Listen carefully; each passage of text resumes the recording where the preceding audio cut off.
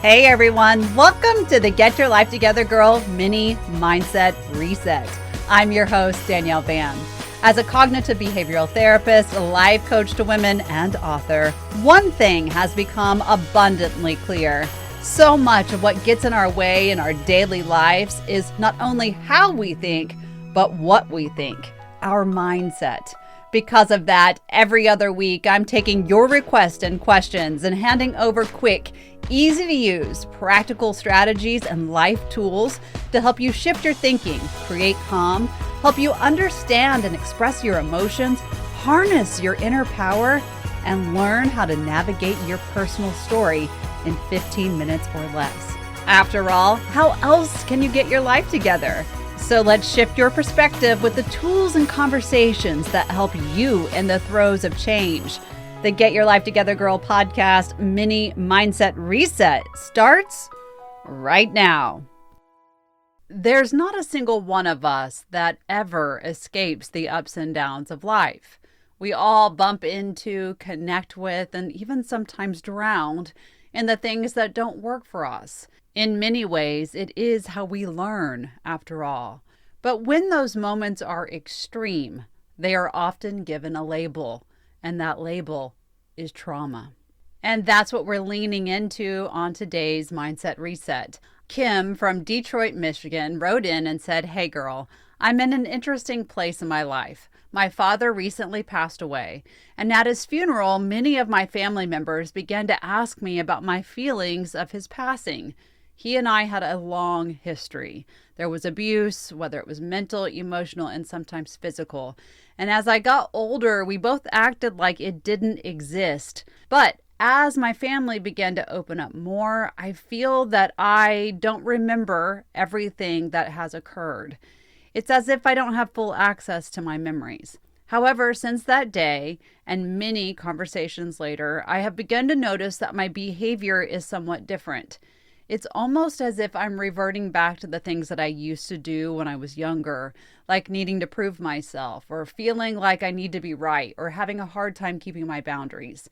I recently read one of your posts about trauma and how it shows up in our bodies and in our lives on Instagram.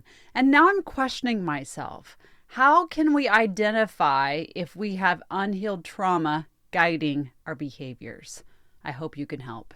Well, Kim, first, let me offer my condolences. No matter the relationship, a loss can be triggering and certainly upsetting. As to your question, how can we identify if we have unhealed trauma guiding our behaviors?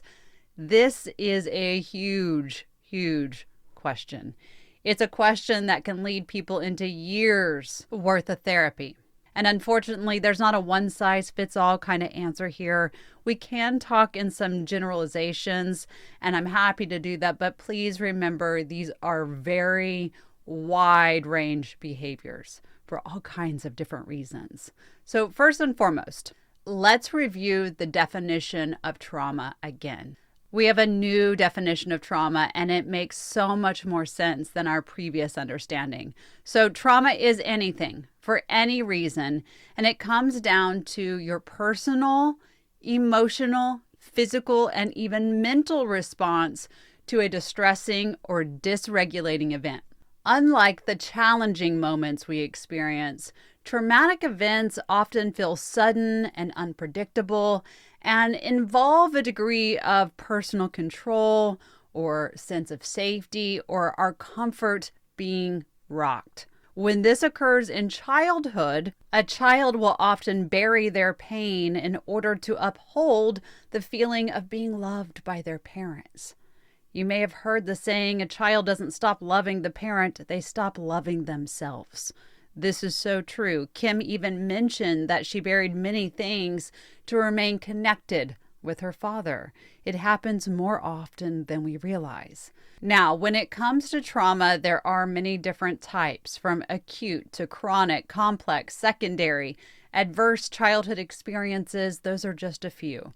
We aren't so much worried or talking about today the different types of trauma as we're talking about the way that trauma impacts our lives, the way that we show up. Again, these are generalizations. But when we do not heal our trauma, we can often move into a state of trying to fix others. This is a big one. This is one of the top ones that we often see. And this is where we overextend ourselves, give more than we really have time to offer, whether that's emotionally, spiritually, physically, or financially, even mentally. And we try to fix others so that we have this sense of control. Think about it. When there's trauma, what happens? We feel out of control. And if we try to fix others, we're trying to fix the environment so that that control can be created. Of course, it's never long lasting. We also often see people who have dealt with a lot of trauma but have not done the healing work have this sense of validation, right? That they need to have validation outside of themselves. So they do a lot of good deeds in hopes that they can start to feel good. Again, this is short term because external validation will never feed us completely, right? Fill us up unless we believe what is being validated. It's often this sense of, see, I am a good enough person. What you said to me doesn't actually apply because I'm doing all of these good things. There's also this big increase of trauma related to people pleasing. We often see people pleasers, but we don't necessarily always understand why they do it or how it can be derived from a past situation. So people pleasing is really a coping mechanism. It is this thing that we try to develop so that we can have, again, a sense of security in ourselves and in our relationships. These people who people please will often try to manage other people's feelings by agreeing with them, even if they actually disagree. They don't want to cause problems. Generally, this is because we've been taught that our opinions do not matter, that we should be seen and not heard, be quiet and fade into the background. Those that are people pleasers, because of their trauma, usually take on way too much because they think that other people will love them that way. They say sorry too often. They give too much of themselves, and it impacts their personal well-being. We also see people in trauma states find themselves in codependent relationships. Why? Well, it's thought that childhood trauma often sets the foundation for a person to be codependent later in life. While in codependent relationships, one person will sacrifice their own needs and really wants in order to meet and please their partner. They even can become too overly enmeshed and lose their sense of self. There is often an imbalance of power where one person becomes overly controlling or dominant. You can probably see how these first behaviors really overlap. But we also see people living on high alert, waiting for the other shoe to drop. There's often a fear of abandonment. There's also this deep need to prove themselves and also improve themselves, so they can let go of the rejection, let go of all the limits and beliefs that were handed over to them that they know actually do not belong to them, to their thoughts, to their feelings, to their soul. Trauma often results in low self-esteem because of that. Many times we're taught not to love ourselves, which brings forth the feeling of not being good enough across the board. We're not lovable. We're not enough. We aren't fill in the blank. With that comes low or no self-worth. How can you be worthy if you don't see that you are? How can you feel worthy if you're told that you're not? Now, of course, there are many ways that trauma shows up, and there are many ways that it shows up when it is unhealed. I'm going to hand over a few other ones, but then let's talk about how we can start working through the healing as well. So trauma can have an impact with us having a hard time setting boundaries. We also are often more likely to tolerate abusive situations because it feels normal to us, even when we know it's not right.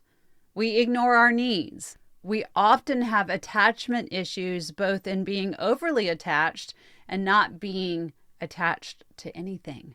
There's substance abuse. There's refusing to stand up for yourself, being quick to anger, not being emotionally regulated, anxiety, depression, feeling like you have to make yourself invisible. Again, there is a long list. These are just some of the top ones. So beyond finding your way into a therapist, a counselor, or a practitioner that is trained in trauma, where can you start to process?